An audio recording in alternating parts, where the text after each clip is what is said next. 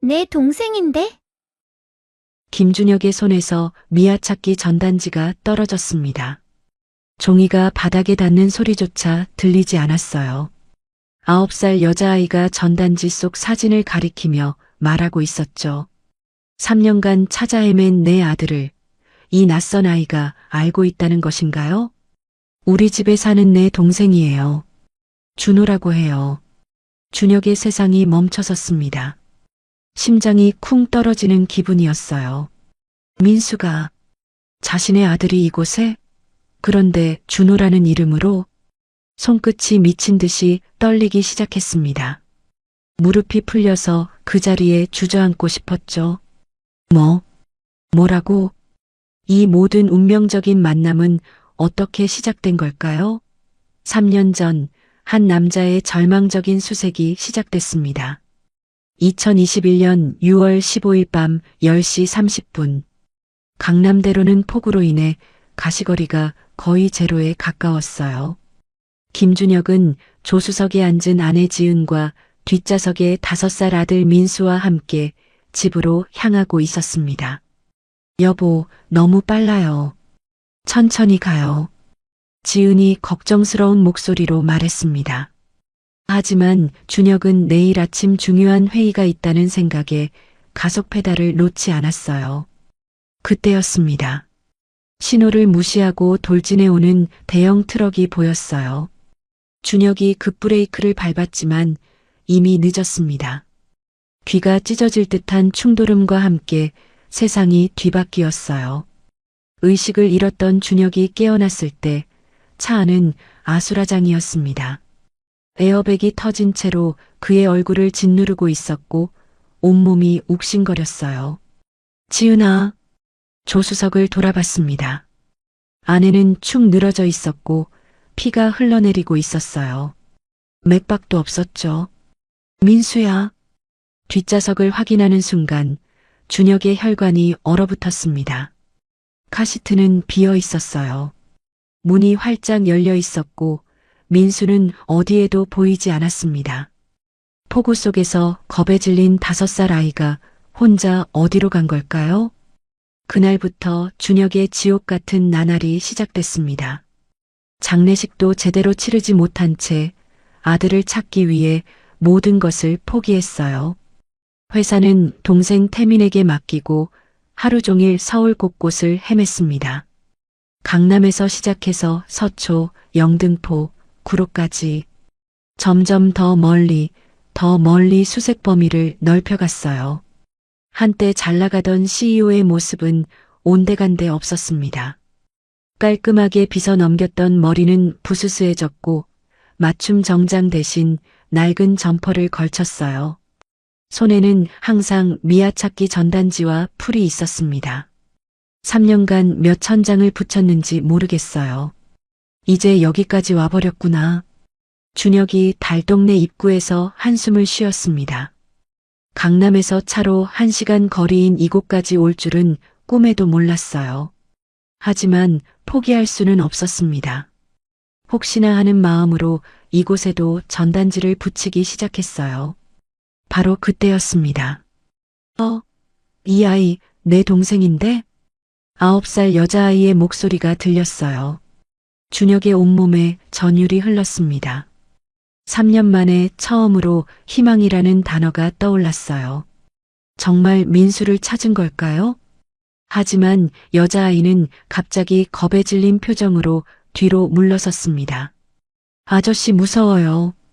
그리고는 달동네 골목 안쪽으로 달아나 버렸어요. 잠깐만. 준혁이 뒤쫓았지만 아이는 이미 미로 같은 골목 사이로 사라진 후였습니다. 준혁은 그 자리에 멈춰서서 거친 숨을 내쉬었어요. 바닥에 떨어진 전단지를 주워들었습니다. 사진 속 5살 민수가 자신을 올려다보고 있었어요. 목이 메어왔습니다. 3년 만에 처음으로 느끼는 희망이었죠. 드디어 찾았다. 과연 준혁은 3년 만에 아들을 되찾을 수 있을까요? 기다려. 제발 기다려.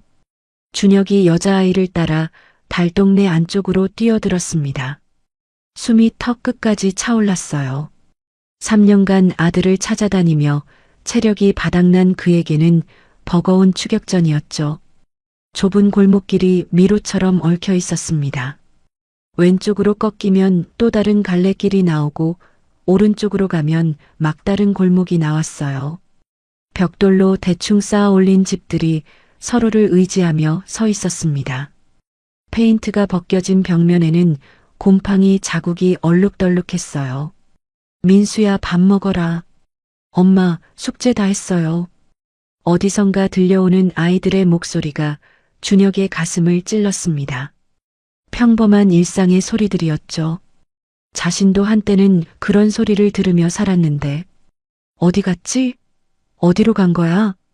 준혁의 목소리가 골목 사이로 메아리 쳤어요. 심장이 미친 듯이 뛰고 있었습니다. 손바닥에는 끈적한 땀이 맺혔죠. 바닥에 떨어진 작은 머리핀 하나가 보였어요. 분홍색 나비 모양이었습니다. 아까 그 여자아이가 꽂고 있던 것 같았어요.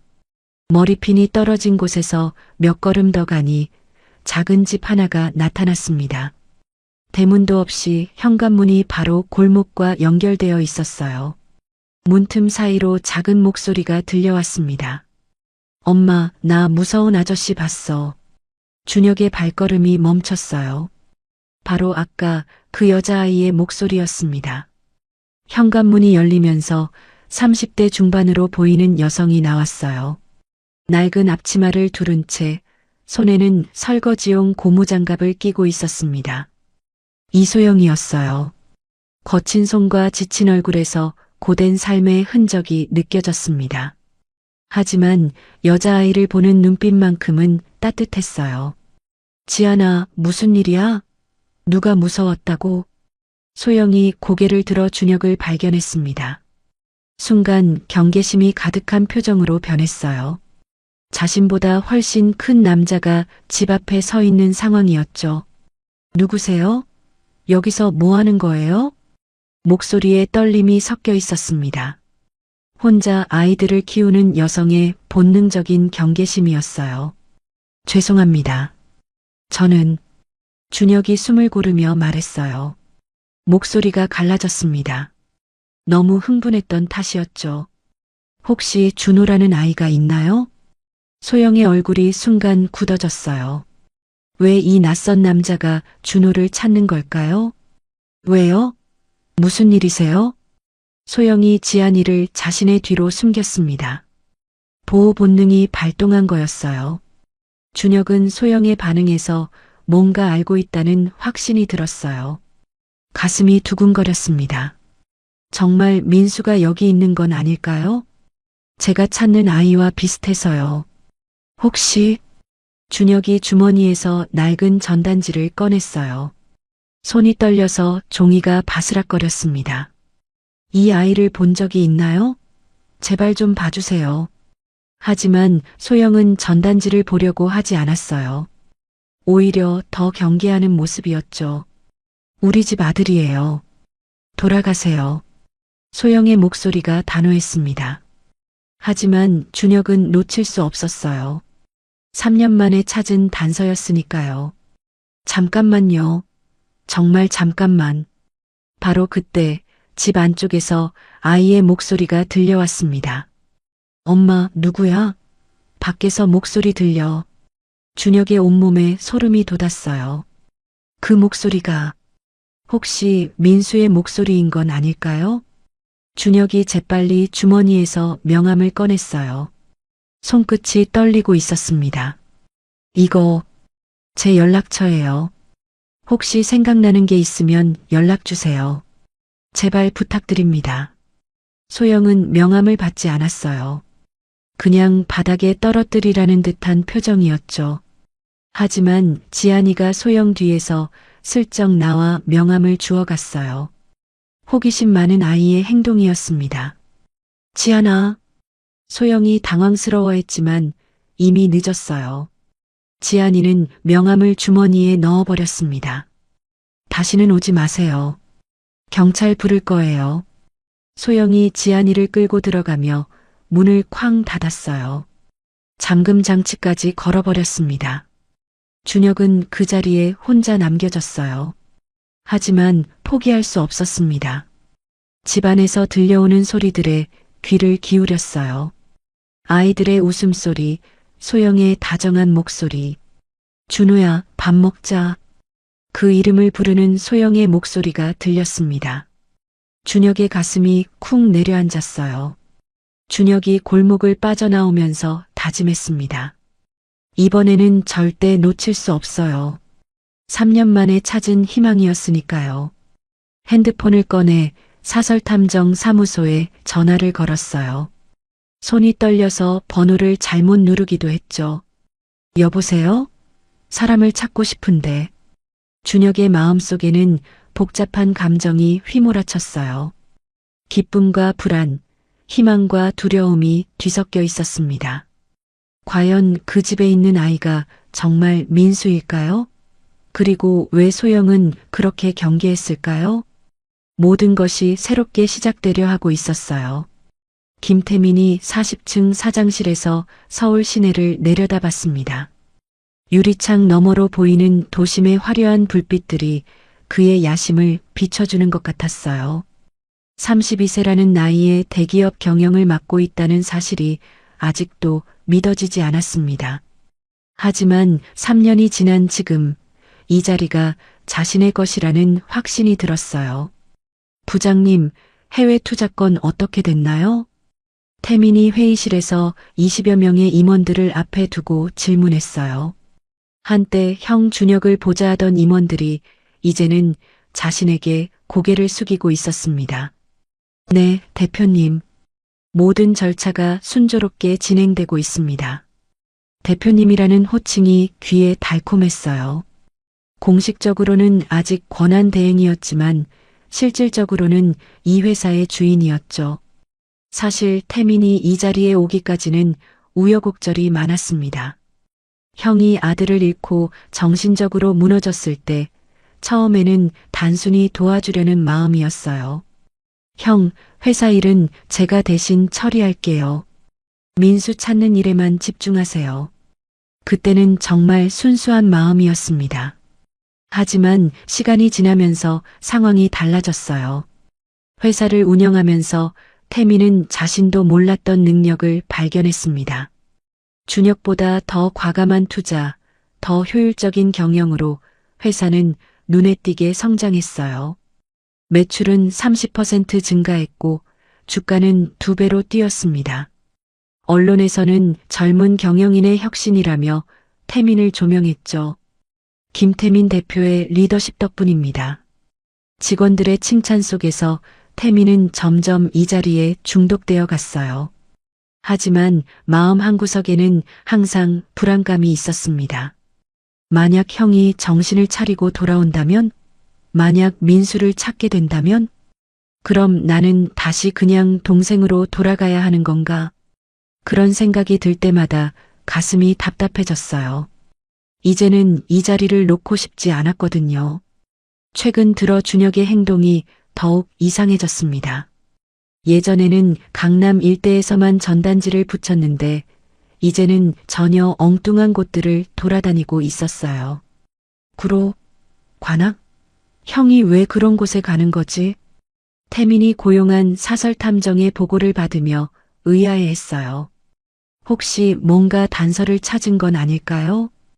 혹시 정말로 민수를 찾은 거 아닐까? 그 생각이 들자 태민의 손이 떨리기 시작했습니다. 커피잔을 들고 있던 손에서 힘이 빠졌어요. 3년간 쌓아 올린 모든 것이 무너질 수도 있다는 공포감이 밀려왔습니다. 회사, 지위, 명예, 모든 게 형에게 다시 돌아갈 수도 있었죠. 직접 확인해 봐야겠어. 태민이 자리에서 일어나며 다짐했어요. 사설탐정의 보고만으로는 부족했습니다.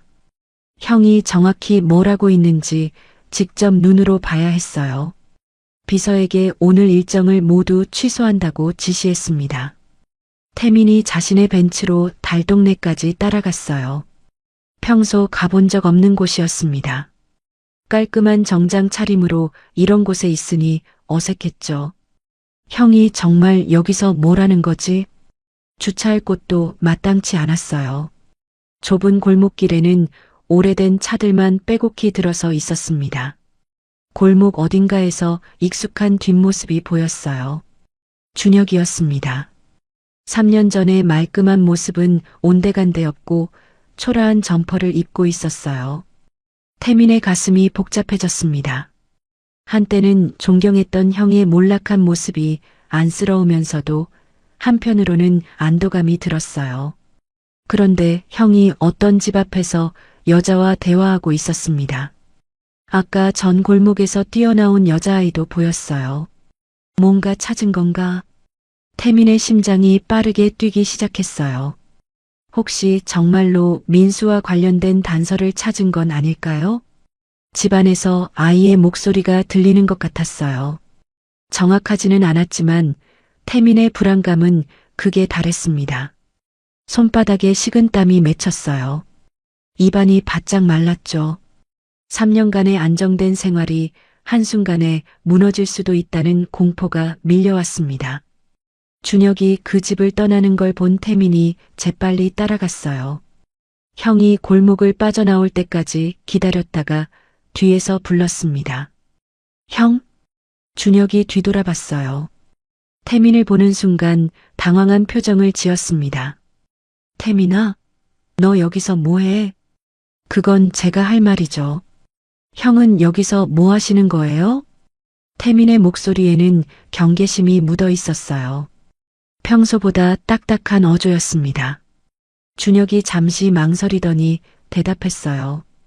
민수 관련해서 단서가 있을 것 같아서. 태민의 가슴이 철렁 내려앉았습니다.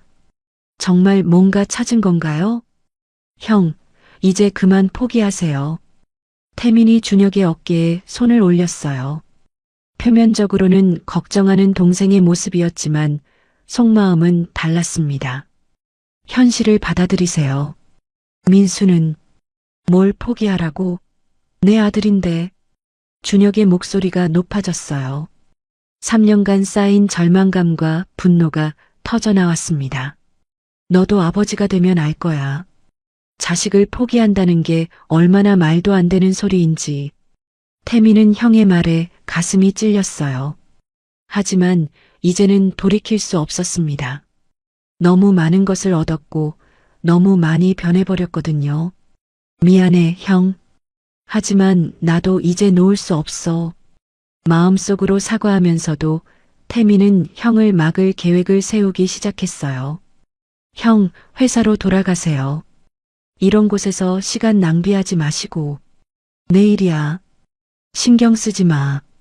형제 사이에 차가운 기류가 흘렀습니다. 한때는 서로를 아끼고 의지했던 형제가 이제는 서로 다른 길을 걷게 된 거였어요. 새벽 5시 달동네는 아직 잠들어 있었습니다. 준혁이 소영의 집 200m 떨어진 곳에서 차 안에 웅크리고 앉아 있었어요. 낡은 중고차 안은 춥고 좁았습니다. 3년 전 타던 고급 세단은 이미 팔아버린 지 오래였죠. 시트는 딱딱했고 히터도 제대로 작동하지 않았어요. 하지만 준혁은 추위도 잊은 채 그 집만 바라보고 있었습니다. 가슴이 두근거렸어요. 혹시 모를 단서라도 놓칠까봐 잠도 제대로 못 잤거든요. 첫날은 아무것도 보지 못했습니다. 소영이 새벽 일찍 나가서 밤늦게 돌아왔고 집안에서는 아이들 목소리만 들릴 뿐이었어요. 정말 그 아이가 민수인 걸까? 의심이 들기 시작했습니다. 혹시 자신이 너무 간절한 나머지 착각한 건 아닐까요? 하지만 포기할 수는 없었어요. 다음 날 아침 8시 30분, 드디어 그 순간이 왔습니다. 소영이 먼저 나간 후 집 문이 열리면서 2명의 아이가 나왔어요. 먼저 나온 것은 지안이었고 그 뒤로 준혁의 심장이 쿵 떨어졌습니다. 8살 정도로 보이는 남자아이가 나타났거든요. 뒷모습이었지만 뭔가 친숙한 느낌이 들었어요. 아이가 지안이 손을 잡고 골목길을 걸어가고 있었습니다. 키는 또래보다 조금 작았고 머리카락은 까맣고 부스스했어요. 민수도 머리가 그랬지. 준혁의 눈가가 촉촉해졌습니다. 3년 전 기억이 선명하게 떠올랐어요. 민수도 아침마다 머리가 산발이 된 채로 일어나곤 했죠. 아이가 걸어가는 모습을 보면서 준혁은 더욱 확신이 들었어요. 살짝 안짱다리로 걷는 모습이 민수와 똑같았거든요. 맞아. 민수도 그렇게 걸었어. 손끝이 떨렸습니다. 너무 오래전 기억이라 확실하지는 않았지만 아버지의 직감이 그렇게 말하고 있었어요. 아이가 뛰다가 넘어지는 바람에 바지가 찢어졌어요. 그때 무릎에 작은 흉터가 보였습니다. 준혁이 벌떡 일어났어요. 그 흉터. 민수가 4살 때 자전거에서 떨어져서 생긴 흉터와 똑같은 위치에 있었거든요. 하느님, 정말 민수구나. 온몸에 전율이 흘렀습니다. 더 이상 의심할 여지가 없었어요. 며칠 더 관찰한 결과 아이는 왼손을 주로 사용했어요. 크레용으로 그림을 그릴 때도 공을 던질 때도 모두 왼손이었습니다. 민수도 왼손잡이였어요. 준혁과 지은이 처음에는 걱정했었죠. 오른손을 쓰도록 교정해야 하나 고민했었거든요. 의심할 여지가 없어. 저 아이가 내 아들이야. 아이에게는 특별한 버릇이 있었어요. 긴장하거나 생각할 때 오른쪽 귓불을 만지는 습관이었습니다. 준혁의 눈물이 흘러내렸어요. 민수도 똑같은 버릇이 있었거든요. 유치원에서 발표할 때 혼날 것 같을 때마다 귓불을 만지곤 했었죠. 민수야. 정말 민수구나. 며칠간 관찰하면서 준혁은 소영의 모습도 보게 됐어요. 아이들을 정말 친자식처럼 사랑하고 있었습니다. 학교에서 돌아온 준호를 꼭 안아주고 머리를 쓰다듬어주는 모습이 자연스러웠어요. 진짜 엄마의 모습이었죠. 마음이 복잡해졌습니다. 저 여자는 누구일까요? 왜 민수를 키우고 있는 걸까요? 한편 소영도 이상함을 느끼고 있었어요. 며칠째 같은 차가 골목 어귀에 주차되어 있었거든요. 저 차, 자꾸 여기 있네?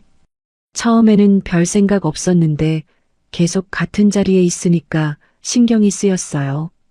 혹시 누가 자신들을 감시하고 있는 건 아닐까요? 사실 소영에게는 숨기고 싶은 과거가 있었습니다. 3년 전 그날 밤의 기억이요. 폭우가 쏟아지던 밤 길에서 발견한 아이의 모습이 아직도 생생했어요.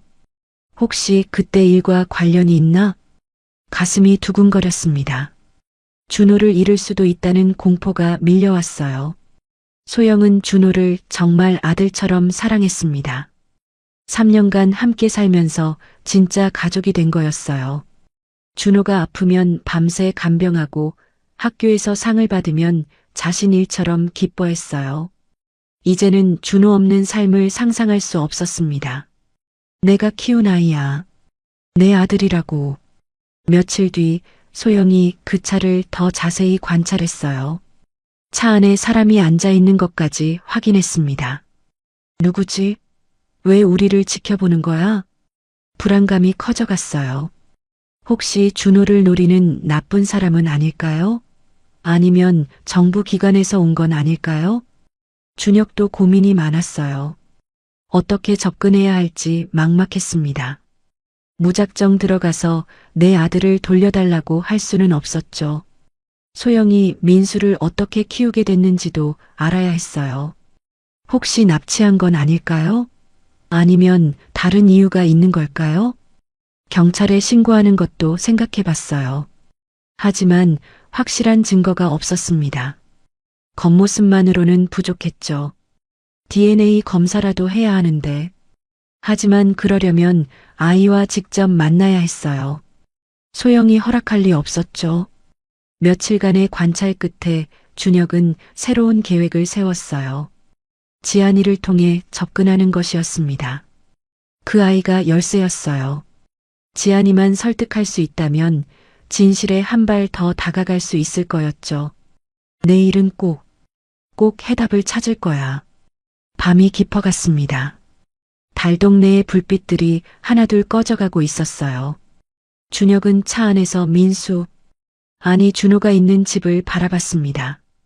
저 집 안에서 자신의 아들이 다른 이름으로 다른 가족과 함께 살고 있다고 생각하니 마음이 복잡했어요. 3년 만에 찾은 희망이었습니다. 이번에는 절대 놓칠 수 없었어요. 민수야, 아빠가 꼭 데리러 갈게. 조금만 더 기다려. 준혁이 집을 향해 속삭였어요. 내일이면 모든 게 달라질 거였습니다. 3년간의 기다림이 끝나는 날이 올 거였어요. 과연 준혁은 어떤 방법으로 진실에 다가갈 수 있을까요? 그리고 소영은 준혁의 정체를 알게 될까요? 형님이 정말로 뭔가 찾은 것 같습니다. 태민이 고용한 사설탐정 박진수가 보고서를 펼쳐놓았어요. 40대 중반의 경험 많은 탐정이었지만 태민의 차가운 눈빛 앞에서는 긴장하고 있었습니다. 며칠째 같은 집 앞에서 대기하고 계세요. 그 집에 8살 정도 되는 남자아이가 살고 있고요. 태민의 손이 떨렸어요. 커피잔을 들려다가 그만 놓아버렸습니다. 3년간 쌓아 올린 모든 것이 무너질 수 있다는 공포가 밀려왔거든요. 정말 민수를 찾은 건가? 태민이 의자에서 일어나 창밖을 바라봤어요. 40층 높이에서 내려다보는 서울 시내가 그의 것처럼 느껴졌었는데 이제는 모든 게 위태로워 보였습니다. 가슴이 두근거렸어요. 식은땀이 등줄기를 타고 흘러내렸죠. 3년간 누려온 권력과 지위, 그리고 앞으로의 미래까지 모든 게 한순간에 사라질 수도 있었어요. 안 돼. 절대 안 돼. 이제 와서 포기할 수는 없어. 태민이 책상에 앉아 찬찬히 계획을 세웠습니다. 감정을 완전히 배제한 채 마치 회사의 중요한 프로젝트를 기획하듯이 차근차근 방법을 생각했어요. 그 여자, 이소영이라고 했나? 약점이 있을 거야. 탐정이 가져온 자료를 꼼꼼히 검토했습니다. 이소영의 신상 정보, 직업, 가족관계까지 모든 것이 정리되어 있었어요. 혼자 아이 둘을 키우고 있구나. 경제적으로도 어려울 텐데. 박 탐정님, 관악구청 아동보호팀에 익명신고를 해주세요. 태민의 목소리가 차가웠어요. 한때 형을 걱정했던 따뜻한 동생의 모습은 온데간데 없었죠. 신고 내용은 한 여성이 신원불명의 아이를 불법으로 키우고 있다는 겁니다. 아동학대 의심도 함께 넣어주세요. 탐정이 당황스러워했어요. 하지만 태민이 주는 돈이 워낙 컸기 때문에 거부할 수 없었죠. 한편 소영은 청소 일을 마치고 집으로 돌아오는 길이었어요. 온몸이 뻐근했고 무릎도 아팠습니다. 하지만 집에서 기다리고 있을 아이들 생각에 발걸음이 빨라졌어요. 오늘은 준호가 좋아하는 김치찌개를 끓여줘야지. 그런데 집 근처에서 이상한 차를 또 발견했습니다. 며칠째 같은 자리에 있던 그 차 말이에요. 가슴이 두근거렸어요. 뭔가 불길한 예감이 들었거든요. 다음 날 오후 소영이 빨래를 널고 있는데 초인종이 울렸습니다. 누구세요? 관악구청 아동보호팀입니다. 잠시 문 좀 열어주세요. 소영의 얼굴이 하얗게 변했어요. 손에 들고 있던 집게가 바닥에 떨어졌습니다. 왜 아동보호팀이 여기에? 혹시 준호 때문인가요? 잠깐만요. 2명의 공무원이 집 안으로 들어왔어요. 40대 남성과 30대 여성이었습니다. 그들의 표정은 매우 진지했죠. 아동학대 신고가 들어와서 나왔습니다. 준호라는 아이가 여기 살고 있나요? 소영의 다리가 후들거렸어요. 목이 바짝 말라서 말이 나오지 않았습니다. 저희 아들인데요. 무슨 학대요? 이 아이의 출생신고는 언제 하셨나요? 친부는 어디 계신가요? 질문들이 쏟아졌어요. 소영은 식은땀을 흘리며 대답했습니다. 친아버지는 일찍 돌아가셨어요. 출생신고는 제가 혼자 키우게 되면서 거짓말을 해야 했어요. 진실을 말할 수는 없었거든요. 학교에서 돌아온 준호와 지안이는 집안의 이상한 분위기를 느꼈어요. 엄마, 이 아저씨들은 누구예요? 지안이가 소영 뒤로 숨으며 물었습니다. 준호도 불안한 눈빛으로 상황을 지켜보고 있었어요. 괜찮아. 잠깐 질문하고 가실 분들이야. 소영이 아이들을 안심시키려 했지만 목소리가 떨리고 있었어요. 1시간 넘게 조사를 한 공무원들이 마침내 입을 열었어요. 일단 명백한 학대 흔적은 보이지 않습니다. 하지만 서류상 미비한 점들이 있어요. 빠른 시일 내에 구청으로 와서 정리해 주세요. 소영이 안도의 한숨을 쉬려는 순간이었어요. 그런데 또 신고가 들어오면 다시 조사할 수밖에 없습니다. 공무원들이 떠난 후 소영은 아이들을 앉혀놓고 진지하게 말했어요. 우리 이사해야 할 것 같아. 지안이가 놀란 눈으로 물었습니다. 왜요, 엄마? 우리가 뭘 잘못했어요? 소영의 눈가가 촉촉해졌어요. 아이들에게는 아무 잘못이 없는데.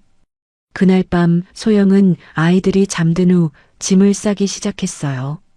많은 것을 가져갈 수 없었습니다. 필요한 것들만 골라서 가방에 넣었죠. 준호야, 미안해.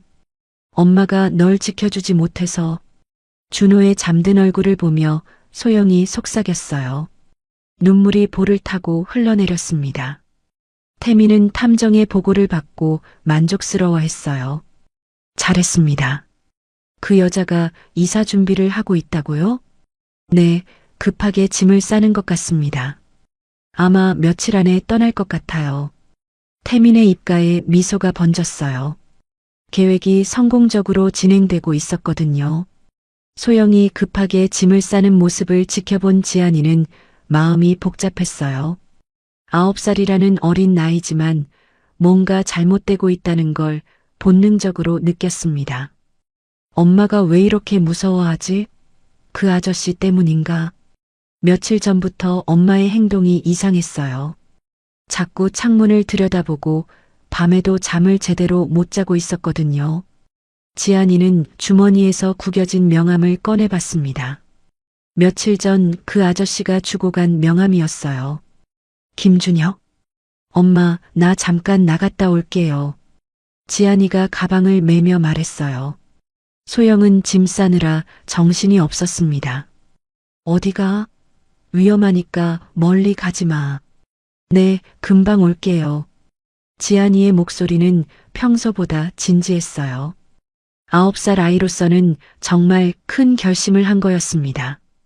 밖으로 나온 지안이는 명함에 적힌 전화번호를 보며 고민했어요. 공중전화를 찾아야 했거든요. 동네 문구점 앞 공중전화에서 지안이가 떨리는 손으로 번호를 눌렀습니다. 1번 틀리고 2번 틀리고 3번째에서야 제대로 연결됐어요. 여보세요? 준혁의 목소리가 들렸어요. 지친 목소리였지만 지안이는 용기를 냈습니다. 아저씨, 저 기억하세요? 며칠 전에 만난. 아, 그때 그 아이구나. 어떻게 내 번호를? 명함 주셨잖아요. 아저씨, 우리 엄마가 만나자고 해요. 준혁의 가슴이 쿵 뛰었어요. 정말 뜻밖의 연락이었거든요. 정말? 엄마가? 네. 근데 우리 이사 간대요. 오늘 안에 만나야 해요. 준혁의 손이 떨렸습니다. 이사를 간다고? 그럼 또 놓치는 건가요? 어디서 만날까? 어디든 갈게. 지안이가 잠깐 생각하더니 대답했어요. 우리 집 근처 작은 공원에서요. 1시간 후에. 소영은 마지막 짐을 정리하며 준호를 바라봤어요. 아이는 상황을 완전히 이해하지 못한 채 자신의 장난감들을 가방에 넣고 있었습니다. 엄마, 새로운 집도 좋을까? 응, 더 좋을 거야. 소영의 목소리가 떨렸어요. 거짓말이었거든요. 어디로 가야 할지, 어떻게 살아야 할지 막막하기만 했습니다. 그때 지안이가 돌아왔어요. 엄마, 잠깐 나와요. 뭘 하러 나가? 이사 준비해야 하는데. 중요한 얘기가 있어요. 그 아저씨, 준호 아빠 찾는 아저씨 말이에요. 소영의 얼굴이 하얗게 변했어요. 뭐라고? 너 그 사람한테 연락했어? 엄마, 들어봐요. 그 아저씨가 정말 준호 아빠인 것 같아요. 지안이의 목소리에는 9살 아이답지 않은 진지함이 묻어 있었어요. 소영의 마음이 복잡해졌어요. 사실 그녀도 알고 있었거든요. 언젠가는 이런 일이 벌어질 거라는 걸. 3년 전 그날 밤 폭우 속에서 발견한 아이의 정체에 대해서는 늘 의문이 있었어요. 하지만 알고 싶지 않았습니다. 모르는 척하고 싶었거든요. 지안아, 엄마가 무서워. 소영이 처음으로 약한 모습을 보였어요. 딸 앞에서 울음을 터뜨렸습니다. 준호를 잃으면 엄마는 어떻게 살아? 지안이가 엄마를 꼭 안아줬어요. 9살 아이가 어른을 위로하는 모습이었습니다. 엄마, 괜찮을 거예요. 그 아저씨는 나쁜 사람 같지 않았어요. 하지만 준호는 우리 가족이잖아. 우리가 키웠잖아. 맞아요. 하지만 준호한테도 진짜 아빠가 있다면 그 아빠도 준호를 그리워하고 있을 거예요. 지안이의 말에 소영은 더 울었어요. 딸이 자신보다 더 성숙하다는 걸 깨달았거든요. 1시간 후 작은 동네 공원에서 준혁과 소영이 마주 앉았어요. 낡은 벤치 하나를 사이에 두고 서로를 조심스럽게 바라봤습니다. 정말 와주셔서 고마워요. 준혁의 목소리가 떨렸어요. 3년 만에 처음으로 희망을 품을 수 있는 순간이었거든요. 소영은 고개를 숙인 채 대답했어요. 죄송해요. 제가 용기가 없어서 그 아이를, 준호를 어떻게 만나게 됐나요? 준혁의 질문에 소영은 깊은 숨을 쉬었어요. 3년간 마음속에 묻어두었던 이야기를 꺼내야 할 때가 온 거였습니다. 3년 전이었어요. 6월 15일 밤, 폭우가 쏟아지던 밤이었죠. 준혁의 가슴이 쿵 떨어졌어요. 그날, 바로 사고가 난 날이었거든요. 계속 말해주세요. 그날 밤 늦게 일을 마치고 집으로 오는 길이었어요. 비가 너무 많이 와서 시야가 안 보였죠. 소영의 목소리가 점점 작아졌어요.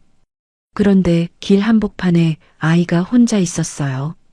온몸이 젖은 채로 겁에 질려서 울고 있었어요. 준혁의 눈에서 눈물이 흘러내렸어요. 그 아이가 민수였다는 걸 직감적으로 알았거든요. 너무 어린아이가 그 밤에 혼자 있으니까 그냥 지나칠 수가 없었어요. 일단 집으로 데려왔죠. 그 아이 상태는 어땠나요? 말을 전혀 하지 않았어요. 계속 떨고만 있었어요. 열도 많이 나고 아무것도 기억하지 못하는 것 같았어요. 준혁이 주먹을 쥐었어요. 그 작은 아이가 얼마나 무서웠을까요? 병원에는 데려가셨나요? 다음 날 바로 갔어요. 그런데 신원을 확인할 수 있는 게 아무것도 없었어요.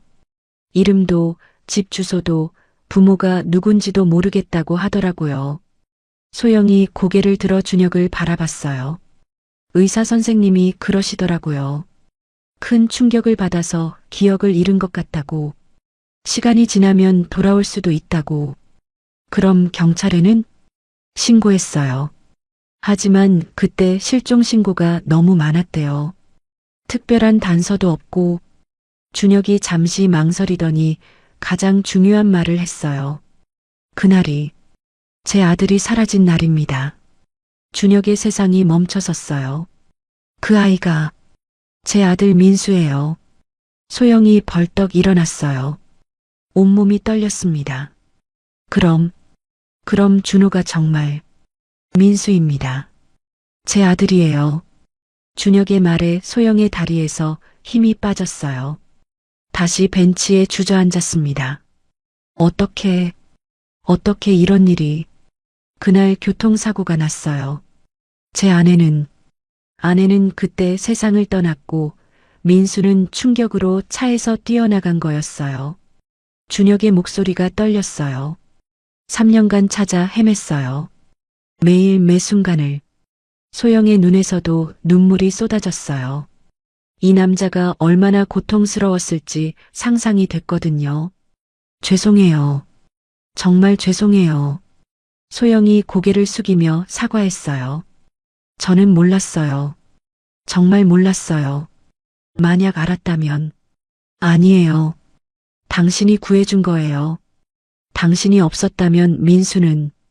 준혁이 소영의 손을 잡았어요. 고맙습니다. 제 아들을 구해주셔서, 지켜주셔서 정말 고마워요. 두 사람은 한동안 말없이 서로를 바라봤어요. 준혁에게는 감사함과 그리움이, 소영에게는 죄책감과 상실감이 교차하고 있었습니다. 이제 어떻게 해야 할까요? 소영의 질문에 준혁도 명확한 답을 할 수 없었어요. 3년간 함께 살아온 모정을 어떻게 하루아침에 끊을 수 있을까요? 하지만 한 가지는 분명했어요. 이제 모든 것이 달라질 거라는 것. 그리고 가장 중요한 것은 민수, 아니 준호의 행복이라는 것. 공원에서의 대화를 마친 후 소영은 집으로 돌아와 준호 앞에 앉았어요. 가슴이 두근거렸습니다. 어떻게 이 말을 꺼내야 할까요? 준호야, 엄마가 할 말이 있어. 준호는 장난감을 가지고 놀다가 고개를 들었어요. 커다란 눈으로 엄마를 바라보는 모습이 너무 사랑스러웠습니다. 왜요, 엄마? 또 이사 얘기예요? 소영의 목이 메었어요. 이 순수한 아이에게 어떻게 설명해야 할까요? 준호야, 너를 만나고 싶어 하는 아저씨가 있어. 준호가 고개를 갸우뚱했어요. 누구요? 아는 아저씨예요? 응. 너를 정말 보고 싶어 하는 분이야. 아주 중요한 분이고. 소영이 준호의 손을 잡았습니다. 작고 따뜻한 손이었어요. 무서운 아저씨 아니죠? 아니야, 무섭지 않아. 아주 착한 아저씨야. 같은 시간 준혁은 자신의 차 안에서 손을 비비고 있었어요. 3년 만에 아들을 만난다는 생각에 온몸이 떨렸습니다. 거울을 보며 머리를 다듬어 봤어요. 3년간 관리하지 못해 초라해진 모습이 부끄러웠거든요. 민수가 아빠를 알아볼까요? 진정해, 준혁아. 너무 놀라게 하면 안 돼. 자기 자신에게 말하며 심호흡을 했습니다. 오후 3시 약속된 시간이었어요. 소영이 준호의 손을 잡고 공원으로 향했습니다. 지안이도 함께 따라왔어요. 엄마, 손에 땀이 나요. 지안이가 말했어요. 9살 아이도 이 순간의 중요함을 느끼고 있었습니다. 괜찮아, 지안아. 우리 준호한테 좋은 일이야. 소영의 목소리는 떨리고 있었지만 아이들을 안심시키려 애쓰고 있었어요. 공원 벤치에 앉아있던 준혁이 세 사람을 보고 일어났어요. 그리고 준호를 본 순간 온 세상이 멈춘 것 같았습니다. 3년 전 5살이던 민수가 이제 8살이 되어 자신 앞에 서 있었어요. 키도 많이 컸고 얼굴도 많이 달라졌지만 분명히 자신의 아들이었습니다. 민수야. 준혁의 입에서 자연스럽게 그 이름이 흘러나왔어요. 준호는 준혁을 올려다봤어요. 처음 보는 아저씨였지만 뭔가 친숙한 느낌이 들었습니다.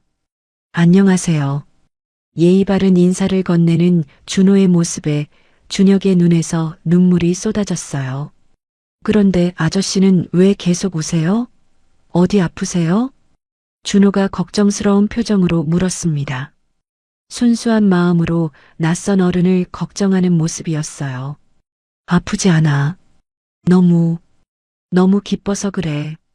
준혁이 무릎을 꿇고 준호와 눈높이를 맞췄어요. 3년간 그리워했던 아들이 바로 눈앞에 있었습니다. 혹시 아저씨를 기억하니? 떨리는 목소리로 물었지만 준호는 고개를 갸우뚱했어요. 아니요. 처음 뵙는 것 같은데요. 그 말이 준혁의 가슴을 찔렀어요. 하지만 상관없었습니다. 살아있다는 것만으로도 충분했거든요. 소영은 그 모습을 지켜보며 마음이 복잡했어요. 준혁의 기쁨이 얼마나 클지 충분히 이해됐지만 동시에 준호를 잃을지도 모른다는 두려움도 컸습니다. 3년간 자신을 엄마라고 불러온 아이를 어떻게 보내줄 수 있을까요? 하지만 준혁의 눈물을 보니 더 이상 숨길 수는 없었어요. 준호야, 이 아저씨가 너의 말을 꺼내려다가 멈췄어요. 어떻게 설명해야 할지 막막했거든요. 신기하게도 준호는 준혁에게 자연스럽게 다가갔어요. 기억은 없었지만 본능적으로 안전함을 느꼈나 봅니다. 아저씨 손이 왜 이렇게 거칠어요? 준호가 준혁의 손을 만지며 물었어요. 3년간 전단지를 붙이고 온갖 일을 해서 거칠어진 손이었습니다. 아저씨가 많이 힘든 일을 했나 봐요. 준호의 순수한 말에 준혁은 더 울었어요. 이 아이가 자신을 걱정해주고 있다는 게 믿어지지 않았거든요. 아저씨, 혹시 제가 좋아하는 거 알아요? 준호가 갑자기 물었어요. 뭘 좋아하는데? 딸기요. 딸기랑 초콜릿. 준혁의 가슴이 뜨겁게 달아올랐어요. 민수도 딸기를 정말 좋아했었거든요. 3년이 지났지만 변하지 않은 것들이 있었습니다. 그리고 레고도 좋아해요. 아저씨도 좋아하세요? 응, 아저씨도 좋아해. 대화를 나누면서 준혁은 준호의 작은 습관들을 발견했어요. 생각할 때 오른쪽 귓불을 만지는 것, 웃을 때 왼쪽 볼에 보조개가 생기는 것. 모든 것이 민수와 똑같았어요. 3년이라는 시간이 무색할 만큼 그대로였습니다. 너는 정말, 정말 소중한 아이야. 준혁이 준호의 머리를 쓰다듬었어요. 부드러운 손길이었습니다. 지안이는 그 모습을 조용히 지켜보고 있었어요. 9살이지만 눈치가 빨랐거든요. 이 아저씨와 준호 사이에 특별한 무언가가 있다는 걸 느꼈습니다. 진짜 준호 아빠인가 봐. 마음속으로 생각하면서도 복잡했어요. 3년간 함께 살아온 동생을 잃게 될지도 모른다는 두려움 때문이었죠. 소영은 그 모습을 보며 조용히 울고 있었어요. 기쁜 눈물과 슬픈 눈물이 함께 흘러내렸습니다. 준혁의 기쁨이 얼마나 클지 충분히 이해됐어요. 3년간 자신이 느꼈던 준호에 대한 사랑만큼이나, 아니, 그보다 더 큰 사랑이 있을 거였죠. 이제 정말 보내줘야 하는구나. 바로 그때였어요. 공원 입구에서 익숙한 차 한 대가 멈춰섰습니다. 태민이었어요. 그는 형의 행적을 계속 추적하고 있었거든요. 오늘도 예외는 아니었습니다. 차에서 내린 태민이 공원 안의 상황을 목격했어요. 형이 어떤 아이와 함께 있는 모습을 보고 얼굴이 굳어졌습니다. 설마 정말 찾은 건가? 태민은 멀리서 그 모습을 지켜봤어요. 준혁이 아이를 보며 우는 모습, 소영과 지안이가 함께 있는 상황까지 모든 퍼즐이 맞춰지는 순간이었어요. 이렇게 되면 정말 모든 게 끝이야. 태민의 주먹이 떨렸어요. 3년간 쌓아 올린 모든 것이 무너질 위기에 처한 거였습니다. 핸드폰을 꺼내 어딘가에 전화를 걸었어요. 변호사님, 저 태민입니다. 급한 일이 생겼어요. 하지만 공원에서는 여전히 따뜻한 시간이 흐르고 있었어요. 준혁이 준호에게 3년간 하지 못했던 이야기들을 들려주고 있었습니다. 아저씨는 정말 좋은 사람 같아요. 준호가 웃으며 말했어요. 기억은 없었지만 마음으로 느끼고 있었나 봅니다. 너도 정말 좋은 아이야. 세상에서 가장 소중한. 준혁의 말이 목에 걸렸어요. 감동이 너무 커서 말을 잇지 못했거든요. 소영이 조용히 일어났어요. 더 이상 미룰 수 없다는 걸 알았거든요. 준호야, 엄마가 너한테 중요한 얘기가 있어. 준호가 소영을 바라봤어요. 이 아저씨는 너의 진짜 아빠야. 그 말을 들은 준호는 깜짝 놀라며 준혁을 바라봤어요. 그리고 준혁은 떨리는 마음으로 고개를 끄덕였습니다. 정말, 정말이에요? 응, 정말이야. 준호가 준혁을 보는 눈빛이 달라졌어요. 뭔가 특별한 감정이 스며들기 시작했습니다. 하지만 이들은 아직 몰랐어요. 태민이 더 큰 방해를 계획하고 있다는 것을, 진짜 싸움은 이제부터 시작이라는 것을. 며칠 후 준혁과 소영은 준호를 데리고 아동심리치료센터를 찾았어요. 깔끔하고 따뜻한 분위기의 상담실이었습니다. 벽면에는 아이들이 그린 그림들이 붙어 있었고 한쪽에는 다양한 장난감들이 놓여 있었어요. 안녕, 준호야. 40대 중반의 여성 치료사 김미영이 따뜻하게 인사했습니다. 20년 넘게 트라우마를 겪은 아이들을 치료해온 베테랑이었어요. 준호는 처음에는 낯설어했지만 곧 선생님의 친근한 분위기에 마음을 열기 시작했습니다. 준호야, 여기 예쁜 인형들이 많지? 마음에 드는 걸 하나 골라봐. 김 선생님이 다양한 인형들을 보여줬어요. 준호는 잠시 망설이다가 곰돌이 인형 하나를 골랐습니다. 이 곰돌이는 어떤 기분일까? 조금 무서워하는 것 같아요. 준호의 답변에 김 선생님은 조심스럽게 다음 질문을 이어갔어요. 왜 무서워할까? 무슨 일이 있었을까? 모르겠어요. 그냥 뭔가 깜깜한 곳에 혼자 있었던 것 같아요. 상담이 진행되면서 준호의 입에서 조각조각 기억들이 나오기 시작했어요. 비가 많이 왔어요. 정말 많이. 그리고 큰 소리가 났어요. 준호가 곰돌이 인형을 꼭 안으며 말했습니다. 목소리가 점점 작아지고 있었어요. 어떤 소리였을까? 쾅! 이런 소리. 그리고 엄마가 말을 잇지 못하고 눈물을 흘리기 시작했어요. 김 선생님이 재빨리 준호를 안아줬습니다. 괜찮아, 준호야. 천천히 생각해봐도 돼. 상담실 밖에서 지켜보던 준혁의 가슴이 찢어질 것 같았어요. 아들이 그때 얼마나 무서웠을지, 얼마나 혼란스러웠을지 상상만 해도 눈물이 났습니다. 내가 좀 더 조심했다면. 준혁이 자신을 자책하며 주먹을 꽉 쥐었어요. 소영이 그런 준혁의 어깨에 손을 올렸습니다. 당신 잘못이 아니에요.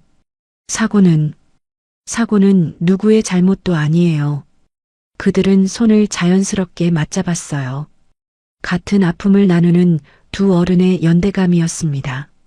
상담이 끝난 후 세 사람은 센터 근처 조용한 카페에 앉았어요. 준호는 아이스크림을 먹으며 그림을 그리고 있었고 준혁과 소영은 조용히 대화를 나눴습니다. 준호가 처음 저를 엄마라고 부른 날을 기억해요. 소영이 커피잔을 두 손으로 감싸며 말을 시작했어요. 구조한 지 일주일쯤 지났을 때였어요. 그 전까지는 말을 전혀 하지 않았거든요. 밥도 잘 안 먹고 밤에는 계속 악몽을 꾸면서 울었어요. 소영의 목소리가 따뜻해졌어요. 그런데 어느 날 아침 제가 아침밥을 차려놓고 준호야, 밥 먹자라고 했더니 처음으로 엄마라고 했어요. 그때 제 가슴이 정말 터질 것 같았어요. 소영이 잠시 말을 멈췄어요. 깊은 숨을 한 번 쉬고 나서야 입을 열었습니다. 사실은 저도 아들을 잃었거든요. 3년 전에. 준혁의 눈이 커졌어요. 준호와 같은 나이였어요. 8살. 아니, 그때는 5살이었죠. 백혈병으로 1년간 투병하다가 하늘나라로 갔어요. 소영의 목소리가 떨렸어요. 그 아이 이름은 준우였어요. 준호랑 비슷하죠? 처음에 준호가 저를 엄마라고 불렀을 때 마치 준우가 돌아온 것 같았어요. 지안이 낳고도 그런 기분은 처음이었어요.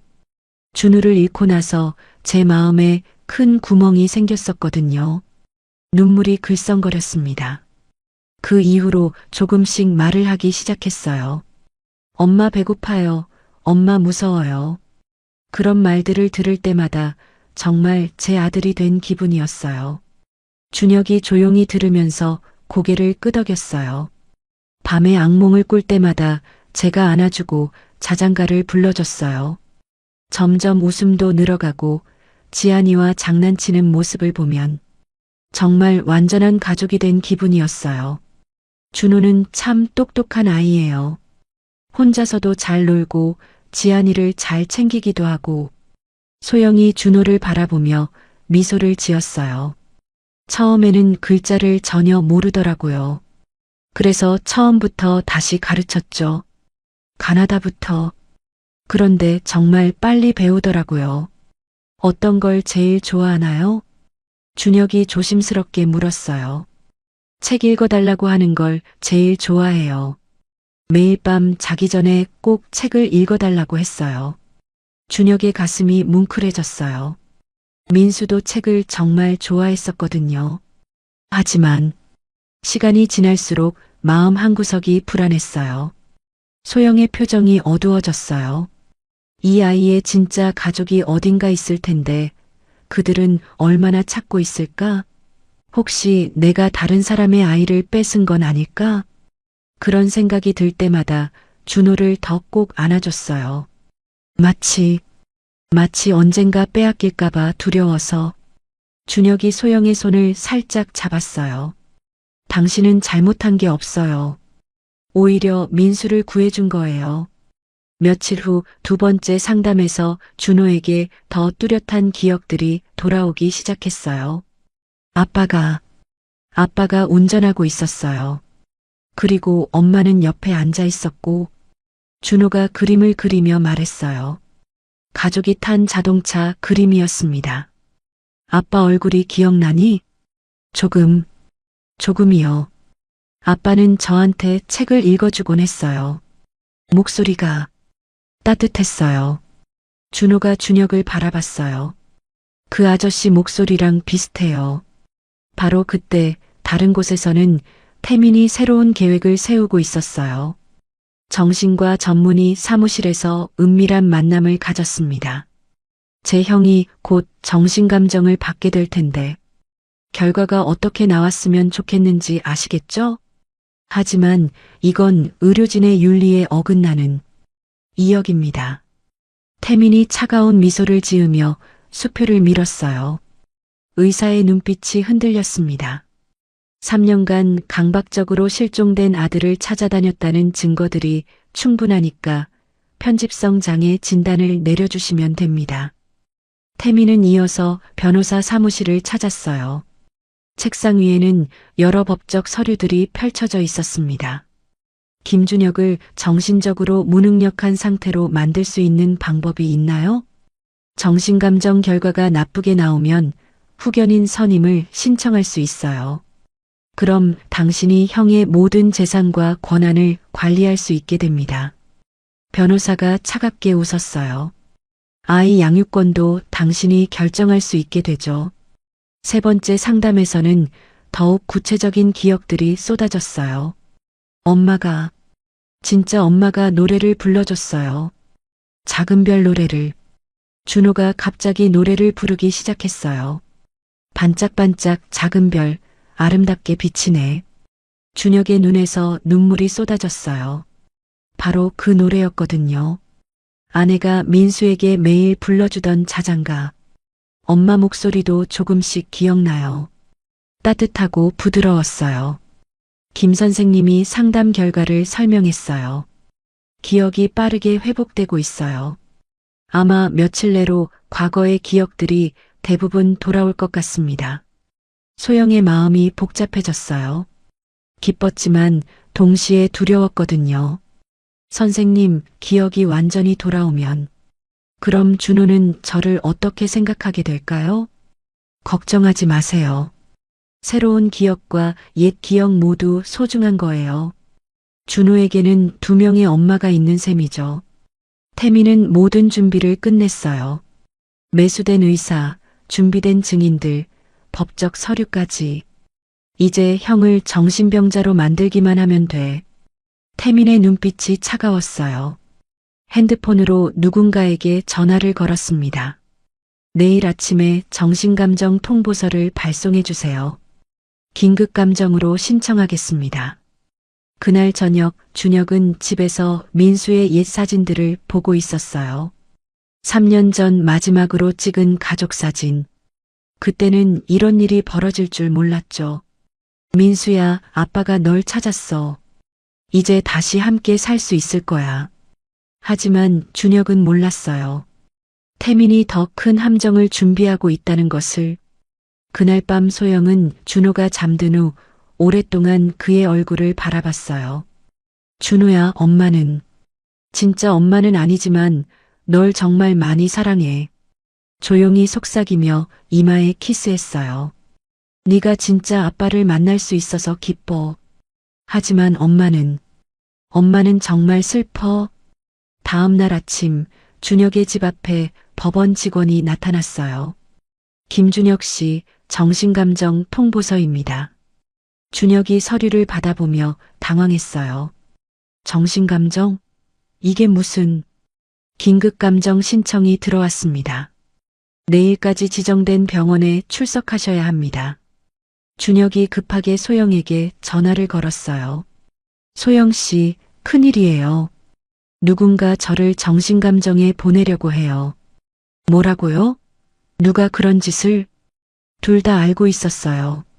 이것이 우연이 아니라는 것을. 누군가 의도적으로 방해하고 있다는 것을. 하지만 그 누군가가 바로 태민이라는 건 아직 몰랐어요. 더 큰 시련이 기다리고 있었습니다. 준혁이 지정된 병원 앞에 서 있었어요. 서울대학교 병원 정신건강의학과.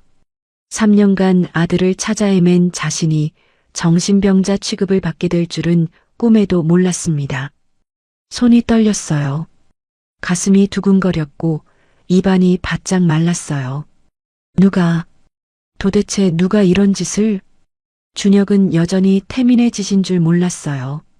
하지만 직감적으로 뭔가 음모가 있다는 걸 느꼈습니다. 휴대폰으로 소영에게 전화를 걸었어요. 소영 씨, 저 지금 병원 앞에 와 있어요. 혹시 무슨 일이 생기면. 정신과 전문의 박민철이 준혁을 맞이했어요. 태민에게 2억을 받은 그 의사였습니다. 겉으로는 친절해 보였지만 눈빛은 차가웠어요. 김준혁 씨, 편하게 앉으세요. 간단한 검사를 할 거예요. 검사가 시작됐어요. 하지만 질문들이 이상했습니다. 3년간 아들을 찾아다녔다고 하는데 구체적으로 어떤 행동을 하셨나요? 평상시에도 아들의 목소리가 들린다거나 모습이 보인다고 느끼시나요? 다른 아이들을 보면 자신의 아들이라고 착각한 적은 없나요? 준혁이 점점 이상함을 느꼈어요. 이것은 정상적인 정신감정이 아니었거든요. 잠깐만요. 이런 질문들이 정신감정과 무슨 상관이 있나요? 답변만 해주세요. 거부하시면 비협조로 기록됩니다. 박 이사가 차갑게 말했어요. 준혁은 함정에 빠진 걸 직감했습니다. 저는 정신병이 아닙니다. 제 아들을 찾는 것이 뭐가 이상한가요? 그런 강한 부정도 전형적인 증세 중 하나죠. 박 이사가 차트에 뭔가를 적어 내려갔어요. 병원 주차장에 정차해 있던 태민의 차 안에서 태민이 쌍안경으로 병원을 지켜보고 있었어요. 형, 미안해. 하지만 이제 선택의 여지가 없어. 핸드폰이 울렸어요. 박 이사로부터였습니다. 검사 끝났습니다. 예상대로 편집성 장애 진단을 내릴 수 있겠어요. 좋아요. 그럼 후견인 선임 절차를 밟겠습니다. 태민의 입가에 차가운 미소가 번졌어요. 이제 형의 모든 권한을 자신이 가질 수 있게 됐거든요. 같은 시간 소영은 집에서 불안에 떨고 있었어요. 준혁의 정신감정 소식을 들은 후로 계속 나쁜 예감이 들었거든요. 지안아, 준호야, 엄마 말 잘 들어야 해. 두 아이를 불러 앉혔어요. 혹시 무슨 일이 생기면 우리 잠깐 다른 곳에 가야 할 수도 있어. 왜요, 엄마? 또 이사해요? 지안이가 불안한 표정으로 물었어요. 아냐, 잠깐만. 며칠만. 그때 준호가 갑자기 머리를 감싸쥐었어요. 아야, 머리가 아파요. 소영이 급하게 달려갔어요. 어디가 아파? 어떻게 아픈데? 준호의 눈빛이 흔들리고 있었어요. 뭔가 머릿속에서 떠오르려고 하는 것 같았습니다. 엄마. 아니, 누군가가 저를 부르는 것 같아요. 민수야, 민수야라고. 소영의 얼굴이 하얗게 변했어요. 드디어 기억이 돌아오기 시작한 거였습니다. 민수, 그게 제 이름인가요? 준호가 혼란스러워했어요. 저는 준호잖아요. 근데 왜 민수라는 이름이 자꾸 생각나죠? 소영이 준호를 안아줬어요. 이 순간이 올 줄은 알았지만 막상 닥치니까 가슴이 찢어질 것 같았어요. 준호야, 괜찮아. 천천히 생각해봐도 돼. 하지만 마음속으로는 두려웠어요. 기억이 돌아오면 준호가 자신을 떠날 수도 있었거든요. 병원에서 나온 준혁이 분노에 떨고 있을 때 태미는 이미 다음 단계를 준비하고 있었어요. 변호사 사무실에서 서류를 정리하고 있었습니다. 후견인 선임 신청서 준비됐나요? 네, 의료진 진단서도 첨부했고요. 이번 주 안에 법원 결정이 날 겁니다. 그럼 그때부터 제가 형의 모든 걸 관리할 수 있는 거죠? 당연히요. 재산은 물론이고 아이 양육권까지도. 태민의 눈이 번뜩였어요. 이제 정말 모든 것이 자신의 손 안에 들어올 거였습니다. 집으로 돌아온 준혁이 소영에게 상황을 알렸어요. 정신감정 결과가 조작된 것 같아요. 누군가 의도적으로 저를 정신병자로 만들려고 해요. 소영이 불안해했어요. 그럼 이제 어떻게 되는 거죠? 아마 후견인 선임 신청이 들어올 거예요. 그러면 제가 모든 권한을 잃게 되죠. 소영의 가슴이 철렁 내려앉았어요. 그렇게 되면 준호를 지킬 수 없을지도 모른다는 생각이 들었거든요. 우리 피해야 해요. 소영이 결연하게 말했어요. 누가 당신을 이렇게 몰아가는지는 모르겠지만 분명히 준호까지 노리고 있을 거예요. 하지만 어디로? 일단 지방으로 가요. 제가 아는 곳이 있어요. 소영이 이미 마음의 준비를 하고 있었어요. 또다시 도망쳐야 하는 상황이 왔지만 이번에는 준호를 지키기 위한 것이었습니다. 짐을 싸는 중에 준호는 또다시 머리를 아파했어요. 엄마, 저 차에서 무슨 일이 있었던 것 같아요. 소영이 준호 옆에 앉았어요. 어떤 일? 비가 많이 와서 앞이 안 보였어요. 그리고 큰 소리가 났어요. 쾅! 하고 준호의 목소리가 떨렸어요. 그때 엄마가, 아니, 다른 엄마가 피를 많이 흘렸어요. 소영의 눈에 눈물이 글썽거렸어요. 준호가 말하는 다른 엄마는 준혁의 아내, 즉 민수의 친엄마였겠죠. 무서웠어요. 정말 무서웠어요. 그래서 차에서 뛰어나왔어요. 준호가 소영을 꼭 안았어요. 그런데 엄마가 저를 구해줬잖아요. 엄마가 아니었으면 저는 어떻게 됐을까요? 소영이 준호를 더 꼭 안아줬어요. 이 아이를 지켜야 한다는 마음이 더욱 강해졌습니다. 하지만 태미는 이미 소영의 집을 감시하고 있었어요. 사설 탐정을 통해 그들의 동향을 파악하고 있었습니다. 집에서 짐을 싸고 있습니다. 아마 도망갈 준비를 하는 것 같아요. 절대 놓치면 안 돼. 계속 감시하고 어디로 가는지 추적해. 태민의 목소리가 차가웠어요. 이번에는 완전히 끝장을 내야 해. 밤 12시 소영이 두 아이를 데리고 조용히 집을 나왔어요. 가방 하나씩만 들고 최대한 조용하게 움직였습니다. 엄마, 무서워요. 지안이가 소영의 손을 꼭 잡았어요. 괜찮아. 아무것도 무서워하지 마. 엄마가 지켜줄게. 하지만 소영의 손도 떨리고 있었어요. 과연 이 아이들을 안전하게 지킬 수 있을까요? 택시를 타고 가는 도중에 준호가 갑자기 소리쳤어요. 아빠, 아빠가 생각나요.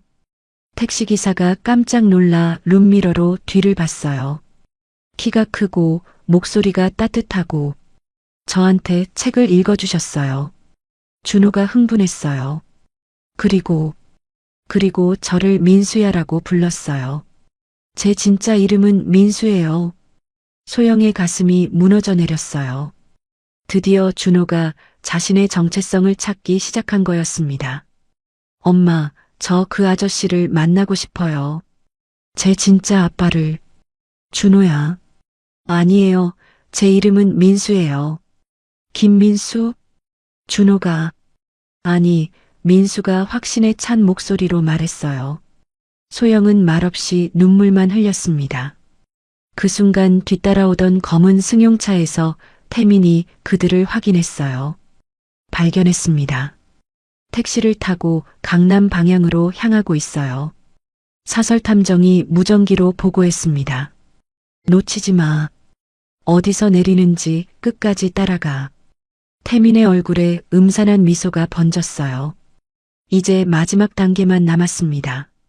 소영이 떨리는 손으로 준혁에게 전화를 걸었어요. 준혁 씨, 큰일이에요. 민수가 기억을 되찾았어요. 정말요? 어디 계세요, 지금? 누군가 저희를 쫓아오고 있는 것 같아요. 어떻게 해야 할지 모르겠어요. 준혁의 목소리가 단호해졌어요. 위치 알려주세요. 제가 바로 갈게요. 절대 혼자 해결하려고 하지 마세요. 진짜 위기가 시작됐습니다. 하지만 동시에 모든 진실이 밝혀지는 순간이기도 했어요. 새벽 5시 준혁의 집 앞에 여러 대의 차가 멈춰섰어요. 정신병원 응급이송팀과 경찰, 그리고 태민이었습니다.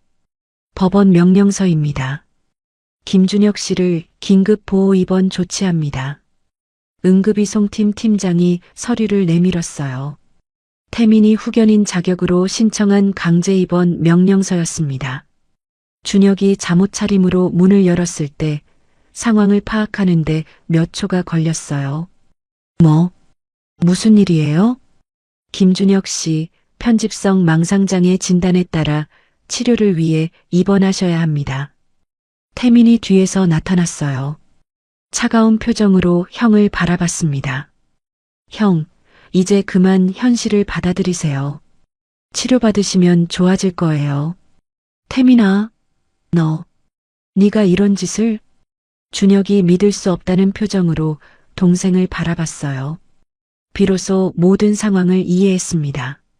네가 나를 정신병자로 만든 거야? 형이 정상이 아니니까 이런 조치가 필요한 거예요. 태민의 목소리에는 감정이 전혀 없었어요. 안 갑니다. 저는 정신병이 아니에요. 준혁이 문을 막으려 했지만 응급이송 팀원들이 강제로 끌어냈어요. 살려주세요. 제가 뭘 잘못했다고. 이웃들이 하나둘 나와서 구경했어요. 준혁의 절규가 새벽 공기를 가르며 울려 퍼졌습니다. 민수를, 제 아들을 찾았는데 왜 이런 짓을. 하지만 아무도 믿어주지 않았어요. 공문서에는 분명히 정신병 환자라고 되어 있었거든요. 앰뷸런스에 강제로 태워진 준혁이 창문을 두드리며 소리쳤어요. 태민아, 왜 이런 짓을 하는 거야? 나는 네 형이야. 태민은 고개를 돌려 형을 보지도 않았어요. 3년간 쌓아올린 모든 것을 지키기 위해서는 어쩔 수 없다고 자신을 합리화했습니다. 출발하세요. 차가운 명령과 함께 앰뷸런스가 움직이기 시작했어요. 같은 시간 소영은 두 아이와 함께 24시간 찜질방에 숨어 있었어요. 밤새 도망다니다가 겨우 찾은 피신처였습니다. 엄마, 우리 언제까지 여기 있어야 해요? 지안이가 불안해했어요. 조금만 더 기다려. 준혁 아저씨가 뭔가 방법을 찾아줄 거야. 하지만 소영도 답답했어요. 계속 이렇게 숨어만 있을 수는 없었거든요. 민수가 갑자기 벌떡 일어났어요. 엄마, 아빠가 위험해요. 뭐라고? 갑자기 왜 그래? 아빠가 누군가한테 잡혀가고 있어요. 느낌이 와요. 민수의 눈에서 눈물이 쏟아졌어요. 기억이 완전히 돌아오면서 아버지에 대한 그리움과 걱정이 폭발한 거였습니다. 제발 아빠를 도와주세요. 지안이가 갑자기 일어났어요. 엄마, 우리 경찰서에 가요. 뭐라고? 이상한 아저씨들이 진짜 아빠를 괴롭히고 있는 거 맞죠? 그럼 경찰이 도와줄 수 있어요. 9살 지안이가 상황을 정확히 파악하고 있었어요. 제가 다 얘기할게요. 준호. 아니, 민수가 어떻게 우리 집에 왔는지, 그리고 그 아저씨가 얼마나 민수를 찾아다녔는지. 준혁이 정신병원에 도착했어요. 높은 벽으로 둘러싸인 폐쇄병동이었습니다. 여기서 내려주세요. 간병사들이 준혁을 억지로 끌고 갔어요. 저는 정신병이 아니에요. 누군가 저를 함정에 빠뜨린 거예요. 하지만 정신병원에서는 모든 환자들이 그런 말을 한다며 무시했어요. 안정제 투여하겠습니다. 안 돼. 제발. 준혁의 팔에 주사 바늘이 꽂혔어요. 소영이 두 아이를 데리고 경찰서에 나타났어요. 신고하고 싶어요. 무슨 일이신가요? 경찰관이 친절하게 물었습니다. 3년 전에 실종된 아이를 찾은 아버지가 정신병자로 몰려서 억울하게 잡혀갔어요. 좀 더 자세히 설명해 주세요. 지안이가 앞으로 나섰어요. 제가 설명할게요. 3년 전에 우리 엄마가 길에서 아이를 하나 주었어요. 기억을 잃은 아이였어요. 지안이가 또박또박 말했어요. 그런데 며칠 전에 그 아이 진짜 아빠가 나타났어요. 김준혁이라는 분이에요. 경찰관이 관심을 보이기 시작했어요. 그 아버지는 3년간 아들을 찾아다녔는데 어떤 사람이 그분을 정신병자로 만들어서 병원에 가뒀어요. 증거가 있나요? 소영이 핸드폰을 꺼냈어요. 준혁 씨와의 통화 녹음이 있어요. 그리고 아이의 치료 기록도 있고요. 태미는 회사에서 여유롭게 커피를 마시고 있었어요. 모든 계획이 성공적으로 진행됐다고 생각했거든요. 이제 끝이야. 형은 영원히 병원에 갇혀 있을 거고 회사는 완전히 내 것이 돼. 비서가 들어왔어요. 사장님, 회사 공동계좌 관리 권한이 오늘부터 귀하에게 넘어왔다고 은행에서 연락 왔습니다. 좋아. 이제 정말로 내가 이 회사의 주인이야. 태민의 얼굴에 만족스러운 미소가 번졌어요. 준혁이 안정제 때문에 몽롱한 상태로 병실에 누워 있었어요. 팔과 다리가 묶여 있었고 창문에는 철창이 설치되어 있었습니다. 민수야. 아빠가 널 지켜주지 못해서 미안해. 눈물이 베개를 적셨어요. 3년 만에 아들을 찾았는데 이렇게 끝나는 건가요? 하느님, 제발 민수만은 안전하게 지켜주세요. 간절한 기도를 올렸어요. 경찰서에서는 지안이의 증언을 바탕으로 수사가 시작됐어요. 김준혁의 정신감정을 담당한 의사를 조사해 보겠습니다. 그리고 후견인 선임을 신청한 김태민도 조사하겠어요. 소영이 안도했어요. 드디어 도움을 받을 수 있게 된 거였습니다. 민수야, 이제 곧 아빠를 만날 수 있을 거야. 민수가 고개를 끄덕였어요. 네, 저도 빨리 아빠를 만나고 싶어요. 경찰이 박민철 의사를 조사했을 때 그는 금세 실토했어요. 김태민이 저에게 2억 원을 주면서 거짓 진단을 내려달라고 했어요. 증거가 있나요? 통장 기록도 있고 녹음 파일도 있습니다. 박 이사가 모든 것을 털어놨어요. 양심의 가책을 견디지 못했던 거였습니다. 회사에서 여유롭게 있던 태민에게 경찰이 나타났어요. 김태민 씨, 의료진 매수와 허위 진단서 작성 교사 혐의로 체포합니다. 뭐라고요? 태민의 얼굴이 하얗게 변했어요. 묵비권을 행사할 권리가 있으며 수갑이 태민의 손목에 채워졌어요. 3년간 쌓아올린 모든 것이 한순간에 무너져 내렸습니다. 경찰이 정신병원에 도착했어요. 김준혁 씨를 즉시 퇴원시켜 주세요. 불법 입원이었습니다. 병원 관계자들이 당황했어요. 하지만 법적 서류가 그 서류들이 모두 조작된 것으로 밝혀졌어요. 준혁이 병실에서 나왔을 때 아직 안정제 때문에 비틀거리고 있었어요. 병원 입구에서 소영이 민수와 지안이를 데리고 기다리고 있었어요. 준혁이 나타나자마자 민수가 달려갔어요. 아빠. 그 한마디에 모든 것이 달라졌어요. 3년간의 그리움, 고통, 절망이 모두 녹아내렸습니다. 민수야. 정말 민수야. 준혁이 아들을 꼭 안았어요. 두 사람 모두 눈물을 흘리고 있었습니다. 민수가 아빠를 바라보며 말했어요. 아빠, 저 이제 다 기억나요. 엄마랑 함께 차를 타고 가던 것도, 사고가 난 것도, 아빠가 저를 얼마나 사랑하는지도. 준혁의 눈에서 기쁨의 눈물이 쏟아졌어요. 그리고 소영 엄마도 저를 정말 많이 사랑해줬어요. 저에게는 두 명의 엄마가 있는 것 같아요. 소영도 눈물을 흘리며 그 모습을 지켜봤어요. 이제 정말 모든 것이 해결됐습니다. 하지만 아직 한 가지 문제가 남아 있었어요. 앞으로 이 네 사람이 어떻게 함께 살아갈 것인지. 구치소 독방에 앉아있는 태민의 모습은 초라했어요. 며칠째 제대로 먹지도 잠도 자지 못했습니다. 3년간 쌓아올린 모든 것이 한순간에 무너진 충격이 너무 컸거든요. 내가 뭘 한 거지? 처음으로 자신의 행동을 돌아보게 됐어요. 형을 정신병자로 몰고 의사를 매수하고 조카를 위험에 빠뜨리고 차가운 독방 바닥에 앉아 무릎을 끌어안고 있으니 어린 시절 형이 자신을 지켜주던 기억들이 하나씩 떠올랐습니다.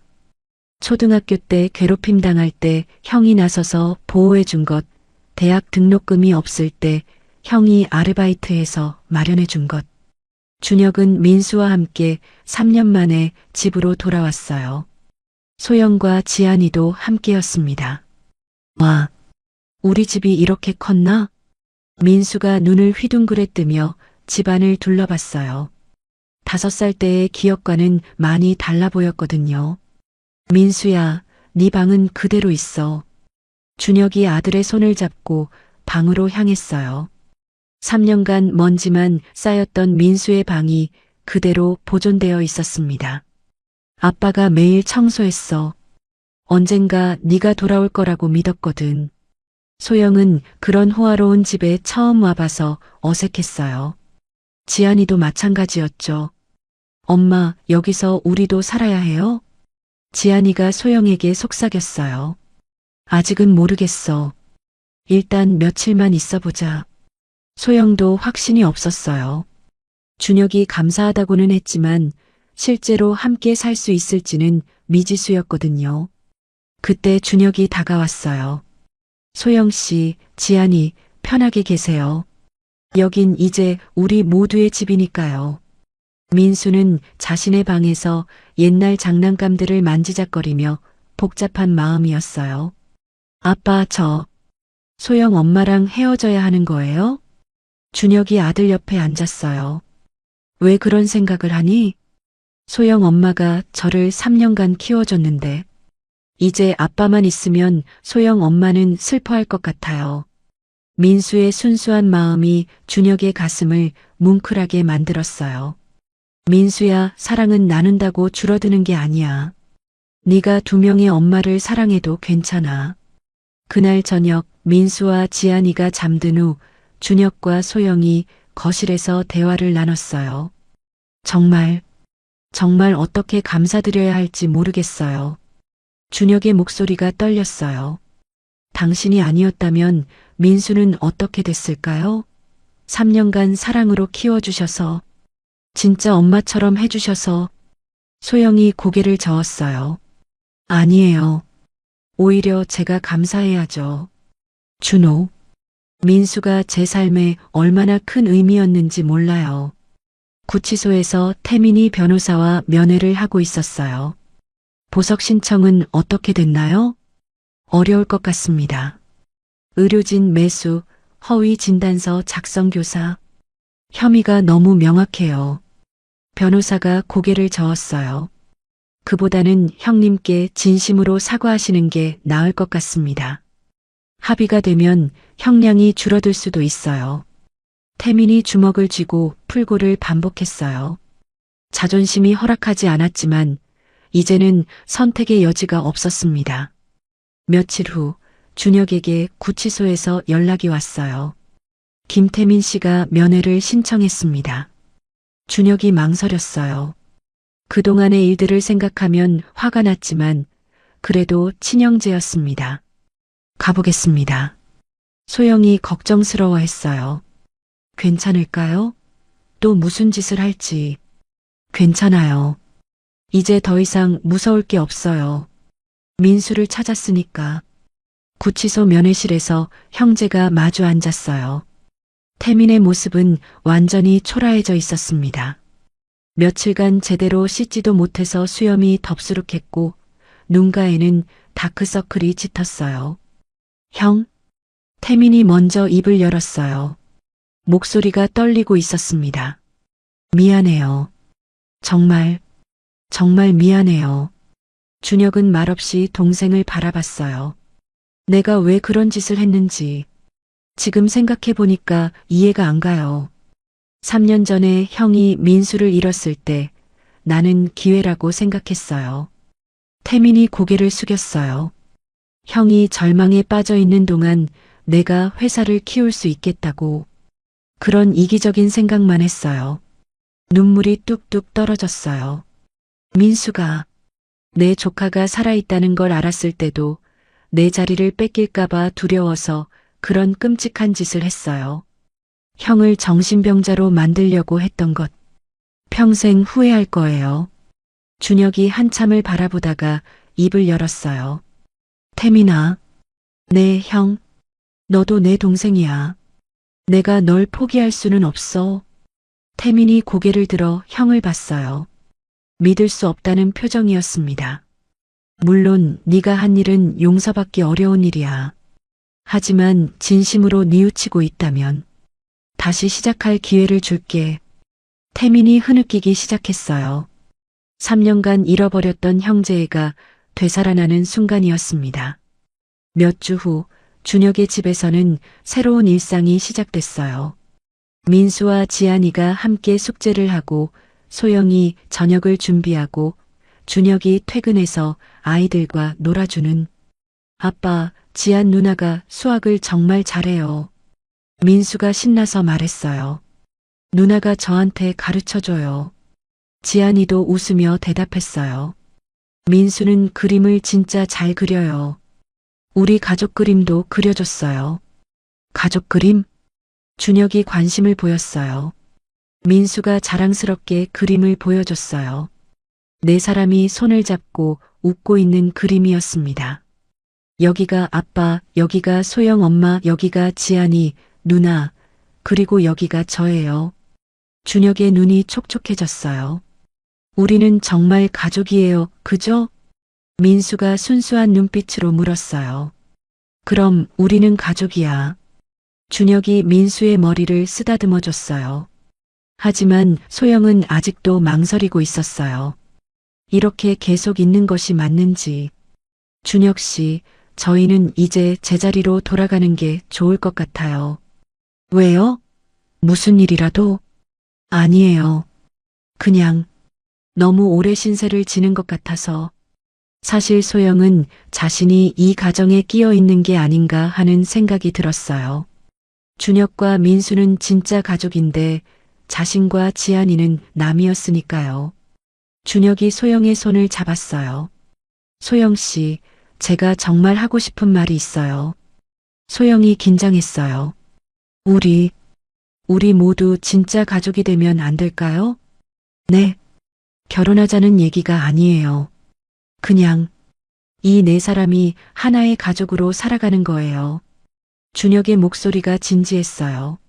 민수에게는 아빠와 엄마가 필요하고 지안이에게도 아빠가 있으면 좋을 것 같아요. 그리고 저에게는 당신들이 정말 소중해요. 민수와 지안이가 달려왔어요. 엄마, 우리 여기서 계속 살아요. 민수가 소영의 치마를 잡아당겼어요. 저는 소영 엄마랑 아빠 두 분 다 필요해요. 지안이도 거들었어요. 엄마, 저도 아빠가 생기면 좋겠어요. 준혁 아저씨는 정말 좋은 사람이에요. 두 아이의 간절한 모습을 보니 소영의 마음이 흔들렸어요. 1년 후 준혁과 소영이 정식으로 결혼식을 올렸어요. 작은 결혼식이었지만 정말 의미 있는 자리였습니다. 민수가 아빠의 손을, 지안이가 엄마의 손을 잡고 함께 입장했어요. 이제 정말 가족이 된 거죠? 민수가 웃으며 물었어요. 그럼 영원히 함께할 가족이야. 준혁이 대답했어요. 결혼식 후 집에 돌아온 가족들이 거실에 모여 앉아 있었어요. 우리 가족 사진 찍을까? 소영이 제안했어요. 가족이 함께 활짝 웃으며 사진을 찍었어요. 각자 다른 상처와 아픔을 가지고 있었지만 이제는 서로의 온기로 그 상처들을 치유할 수 있게 됐습니다. 민수가 말했어요. 저는 세상에서 제일 행복한 아이예요. 아빠도 있고 엄마도 2명이나 있고 누나도 있어요. 모두가 웃음을 터뜨렸어요. 3년간의 긴 여행이 끝났어요. 각자 다른 길을 걸어왔지만 결국 사랑이라는 하나의 목적지에서 만나게 된 네 사람. 이제 진짜 새로운 시작이었습니다. 오늘 이야기 어떠셨나요? 이야기가 재밌으셨다면 구독과 좋아요 부탁드려요. 그리고 지금 이 순간 어디서 무엇을 하며 들어주고 계신지 댓글로 나눠주세요. 여러분의 이야기도 궁금하거든요. 여러분 가정에 따뜻한 행복이 가득하시길 바라며 오늘도 시청해 주셔서 감사합니다.